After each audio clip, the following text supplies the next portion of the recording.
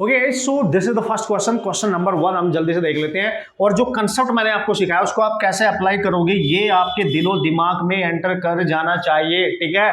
तो एक क्वेश्चन मैंने लिया, दूसरे क्वेश्चन में दोनों को रिलेट करेंगे फिर कि दोनों में क्या कंडीशन अप्लाई हो रही है, नो प्रॉब्लम, ठीक है। सो भाई पहला क्वेश्चन क्लियरली है, आपको 2 डब्बे गिवन होंगे, ठीक है। क्लियर लिखा है find the maximum value of force such that both the blocks move together. अगर उसने ये डायरेक्ट बोल ही दिया कि दोनों ब्लॉक एक साथ चल रहे हैं तो no need to apply the condition here, है ना। लॉन्ग प्रोसेस अप्लाई करने की जरूरत नहीं, डायरेक्ट रिजल्ट यूज कर सकते हो और अपना मचा सकते हो, सॉल्यूशन कर सकते हो, कोई टेंशन नहीं है। बस ये देखो इनके बीच में फ्रिक्शन कितना है, 0.2 है। दोनों का मास दे रखा है, बढ़िया। इसको मान लो मास m1 और इसको मान लो मास m2। तो ये इसकी मैक्सिमम वैल्यू चाहिए और इसकी मैक्सिमम वैल्यू हमने अभी पढ़ी थी mu g m1 plus m2, जब दोनों एक साथ मूव करेंगे। और यहाँ कोई फ्रिक्शन नहीं है, जब यहाँ कुछ बताया नहीं तो यहाँ का जो फ्रिक्शन है वो क्या है, 0 है, स्मूथ सरफेस है, ठीक है जी, ये मान के चलना है। तो this is the maximum value, you can use directly 0.2 into 10 into 5 plus 10 ओ 3, या आ गया 2 into 5 that is 30 Newton. 30 Newton इसकी मैक्सिमम वैल्यू है। अगर ये दोनों एक साथ चलना चाहते हैं फॉरएवर तो 30 न्यूटन होना चाहिए इस पे अप्लाइड फोर्स, या 30 से कम ही रहना चाहिए, ज्यादा नहीं होना चाहिए। अगर 30 से ज्यादा कर दिया तो ये सेपरेट चलने लगेंगे। This is the condition, this is the condition, समझ गए। तो इस पे मैक्सिमम पॉसिबल वैल्यू जो अप्लाइड करेंगे, मैक्सिमम पॉसिबल वैल्यू उसको दोनों को एक साथ चलाने के लिए दैट मस्ट बी 30 न्यूटन, या उससे कम, या उससे कम, इससे ज्यादा नहीं होनी चाहिए, वरना ये अलग अलग चलने लगेंगे। जो अभी अभी हमने सीखा था सेकंड कंडीशन, ठीक है, अलग अलग चलने लगेंगे तब पंगा हो जाएगा। तो यहाँ पे जो क्वेश्चन पूछा उसका आंसर तुरंत आ चुका है, कुछ भी करना ही नहीं है, अब डायरेक्ट यूज करो। क्या बात कर रहे हो, जैसी कंडीशन समझी यूज करो डायरेक्ट, अलग अलग अब करने की जरूरत नहीं है, कंडीशन अप्लाई करने की जरूरत नहीं है। बट हाँ, अगर आपसे यहाँ पे एक्सेलरेशन भी पूछ ले इनका, अगर एक्सेलरेशन पूछ ले, अब क्या करोगे, क्योंकि मैक्सिमम पॉसिबल कंडीशन आपने निकाल लिया। एक्सेलरेशन कैसे निकालते थे, दोनों एक साथ जा रहे हैं तो maximum force must be equal to net force equal to net mass into a. Maximum force है तो एक्सेलरेशन भी मैक्सिमम होगा, तो ये आ गया 30 और नेट मास कितना होगा 5 plus 10 that is 15 into A max, ठीक है। तो ए मैक्स आपके पास आ गया 2 मीटर पर सेकेंड स्क्वायर।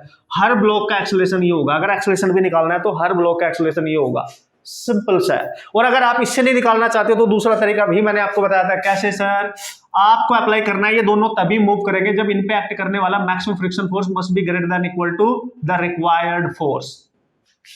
इससे भी निकाल सकते हो, बात तो एक ही नहीं है, तो हम क्यों करें, ये कंडीशन है तभी तो ये है, तभी तो हमने ये सब किया है। सो डोंट वरी, हो गया। होप सो आप समझ गए होंगे क्या है कंडीशन, ठीक है। और आप अपना टाइम वेस्ट ना करें, जैसे आपने लाइन पढ़ी तुरंत ही अप्लाई करें, हो जाएगा। अगर एक्सेलरेशन निकालना पड़ गया तो इस डायरेक्ट निकाल लेना है, ये भी अप्लाई करने की जरूरत नहीं है क्योंकि अप्लाई करके ही आया। So no problem at all. Question number 2, hope so आपके दिलो दिमाग में, रगों में ये खून की तरह बहने लगेगा, ठीक है। ओके, मस्त डायलॉग नहीं हो गया है तो यस, यही होना चाहिए, आना चाहिए, जो आप सीख रहे हो वो आपको आना चाहिए। ओके, सो ये है आपका क्वेश्चन नंबर 2। अब इसमें क्या पूछा, इसकी लैंग्वेज मैंने लिख दिया क्योंकि वो बहुत जरूरी है, क्योंकि पूछने का तरीका उसका थोड़ा सा डिफरेंटली है यार, ठीक है। उसको हमें समझना पड़ेगा बॉस, ठीक है। कैसे सर, मतलब कैसे समझना पड़ेगा, देख लो आपके सामने सब कुछ आपके सामने है, ठीक है। उसने बोला 2 ब्लॉक्स हैं रखे हुए, नीचे वाले पे फोर्स लग रहा है, बिल्कुल, क्योंकि यही केस तो हमने पढ़ा है अभी तक, but the force is acting on a lower block and there is a friction between these two blocks that is 0.5। इस बार जो फ्रिक्शन कोएफिशिएंट दे रखा है that is 0.25, अच्छी बात है। फिर पूछा था system is initially at rest, बिल्कुल क्लियर है, system is initially at rest. Find the minimum, ध्यान से देखो, ध्यान से देखो, वर्ड्स पे ध्यान दो, पूछने के तरीके पे ध्यान दो, फंसा देगा। या पूछ रहा था मैक्सिमम, पर कब, जब दोनों एक साथ मूव करें। यहां पे क्या बोला, कंफ्यूज कर रहा है वो आपको, कंफ्यूज नहीं होने का बॉस, मैं बचाऊंगा आपको कंफ्यूज होने से, ठीक है। कैसे sir, find minimum force for which sliding starts, sliding starts between the blocks, sliding starts between the block, मतलब सर ये मेरा हाथ, ये ब्लॉक, तो कितना मिनिमम फोर्स अप्लाई करूं कि ये स्लाइडिंग करने लगे। मतलब मैक्स नहीं बोला, मिनिमम बोला, मैक्स नहीं बोला, मिनिमम। तो मतलब सर जब मैं इसको मिनिमम फोर्स अप्लाई करूंगा, इसका मतलब अभी भी अपनी लिमिटिंग कंडीशन में है ना, चलने से जस्ट पहले की कंडीशन, जस्ट स्लाइडिंग कंडीशन पे है, ठीक है। तो वो मिनिमम वैल्यू बताओ कि अपनी स्लाइडिंग स्टार्ट कर सके, तो हम आंसर किस पे करेंगे, जस्ट स्लाइडिंग कंडीशन पे करेंगे। मतलब अभी भी ये दोनों एक साथ ही मूव कर रहे होंगे, सेपरेटली कब मूव करेंगे, जब ये फोर्स की रेंज को क्रॉस कर जाएगा, ठीक है भाई, ठीक है। तो घबराने का नहीं, जैसे बोले मिनिमम फोर्स और यूज करे स्लाइडिंग स्टार्ट्स, तो इसका मतलब जब भी बात होगी जस्ट स्लाइडिंग, ठीक है, जब भी बात होगी जस्ट स्लाइडिंग का, अभी भी ये एट लिमिटिंग फ्रिक्शन पे है, लिमिटिंग फ्रिक्शन है अभी भी, जस्ट स्लाइडिंग पे लिमिटिंग फ्रिक्शन वो फ्रिक्शन होता है जो अब इसको चलने नहीं देगा।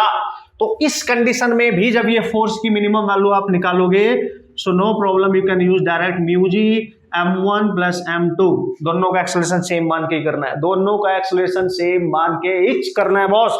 तो क्या करेंगे सर, चलो भाई, this is 0.5 into 10 and this is 10 plus 20, clear है। अब तो यार जस्ट लिटिल बिट कैलकुलेशन है, you can use the just little bit calculation. So this is 5 and this is 30. What is that, sir?